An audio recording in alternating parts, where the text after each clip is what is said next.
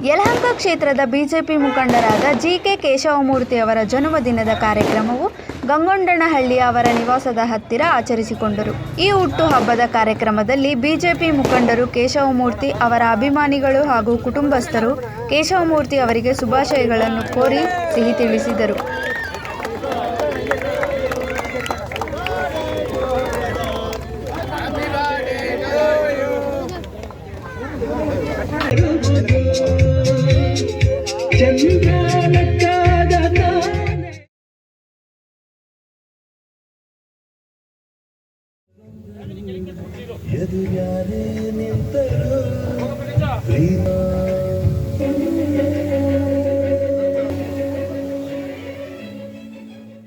ಇದೇ ಸಂದರ್ಭದಲ್ಲಿ ಸುದ್ದಿಗಾರರೊಂದಿಗೆ ಮಾತನಾಡಿದ, ನನ್ನ ಜನ್ಮದಿನದ ಕಾರ್ಯಕ್ರಮಕ್ಕೆ ಮುಖಂಡರುಗಳು, ಅಭಿಮಾನಿಗಳು ಆಗಮಿಸಿದ್ದು ಬಹಳ ಸಂತೋಷವಾಗಿದ್ದು, ಯಲಹಂಕ ಶಾಸಕರಾದ ಎಸ್.ಆರ್. ವಿಶ್ವನಾಥ್ ಅವರು ಮುಂದಿನ ಚುನಾವಣೆಗಳಲ್ಲಿ ಜವಾಬ್ದಾರಿ ನೀಡಿದರೆ ನಿಭಾಯಿಸುವುದಾಗಿ ಹಾಗೂ ಚುನಾವಣೆಯಲ್ಲಿ ಸ್ಪರ್ಧಿಸಲು ಸಿದ್ಧ ಎಂದು ಹೇಳಿದರು.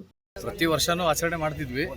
ಈ ವರ್ಷ ಎಲ್ಲರೂ ಸೇರ್ಕೊಂಡು ಸ್ವಲ್ಪ ವಿಭಿನ್ನವಾಗಿ ಸ್ವಲ್ಪ ಅದ್ದೂರಿಯಾಗಿ ಮಾಡಬೇಕು ಅಂತ ಎಲ್ಲರೂ ಪ್ರೆಷರ್ ಮಾಡಿದ್ರು. ಆಯಿತು, ಎಲ್ಲರ ಇಚ್ಛೆನೇ ನಮ್ಮ ಇಚ್ಛೆ, ಮಾಡ್ರಿ ಅಂತೇಳಿ ನಡೆಸ್ತಾ ಇದ್ವಿ. ಕಾರ್ಯಕ್ರಮಗಳು ಮಾಡಬೇಕು ಅಂತ ಪ್ಲ್ಯಾನ್ ಮಾಡಿದ್ವಿ. ಒಂದು ನಗರಸಭೆ ಪೌರ ಕಾರ್ಮಿಕರಿಗೆ ಯೂನಿಫಾರ್ಮ್ ಇಶ್ಯೂ ಮಾಡಬೇಕು, ಇಲ್ಲಾಂದರೆ ಜಾಕೆಟ್ ಇಶ್ಯೂ ಮಾಡಬೇಕು ಅಂತ.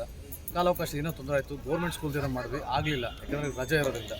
ಸೊ ಹಂಗಾಗಿ ಅಂದ್ಕೊಂಡಿದ್ದ ಮಾಡೋಕ್ಕಾಗಿಲ್ಲ, ಅದೊಂದು ಬೇಜಾರಿದೆ. ಮುಂದಿನ ದಿನಗಳು ಅದ್ರ ಮಾಡೇ ಮಾಡ್ತೀವಿ ಸರ್. ಆ ಥರದ್ದು ಇನ್ನೂ ಯೋಚನೆ ಮಾಡಿಲ್ಲ, ಬಟ್ ಚಾನ್ಸ್ ಸಿಕ್ಕಿದ್ರೆ ನಾನು ಕಂಟೆಸ್ಟ್ ಮಾಡೇ ಮಾಡ್ತೀನಿ. ಆ್ಯಂಡ್ ಮೋರೆವರ್ ನಮ್ಮ ಶಾಸಕರು ವಿಶ್ವನಾಥ್ ಅವ್ರದ್ದು ಆಶೀರ್ವಾದ, ಅವರ ಒಂದು ಮಾರ್ಗದರ್ಶನದ ಮೇಲೆ ನಾವು ಮುಂದೆ ಹೋಗೋದು ಖಂಡಿತ.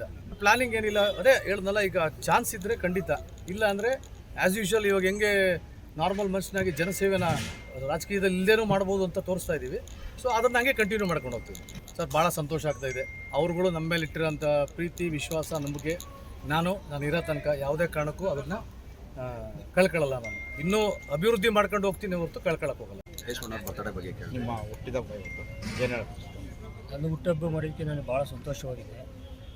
ನಾವು ಮಾಜಿ ಗ್ರಾಮ ಪಂಚಾಯತಿ ಸದಸ್ಯರು. ಈಗ ಮುಂದೆ ಏನೇನು ಮಾಡಬೇಕಂತ ಎಲ್ಲ ನಾವು ಅಂದ್ಕೊಂಡಿದ್ದೀವೋ ಅದೆಲ್ಲ ನಾವು ಮಾಡ್ತೀವಿ. ಶುಭಾಶಯ ಕೇಶವಣ್ಣವ್ರಿಗೆ. ಇಷ್ಟು ಜನ ಸೇರಿಸಿ ಒಗ್ಗಟ್ಟಿಂದ ಮಾಡೋರಂದರೆ ನಮ್ಮ ಗವಂಡಳ್ಳಿ ಗ್ರಾಮಕ್ಕೆ ನಂಬರ್ 1 ಅವರು. ಇಷ್ಟು ಜನ ಯುವಕರನ್ನ ಇಟ್ಕೊಂಡವ್ರೆ, ಏಜ್ ಆಗಿರೋರು ಯಾರನ್ನೂ ಇಟ್ಕೊಂಡಿಲ್ಲ. ಅವರು ಬರೀ ಯುವಕರೇ. ಇಷ್ಟು ಜನ ಸಂಪಾದನೆ ಮಾಡೋರಂದರೆ ಗ್ರೇಟರ್.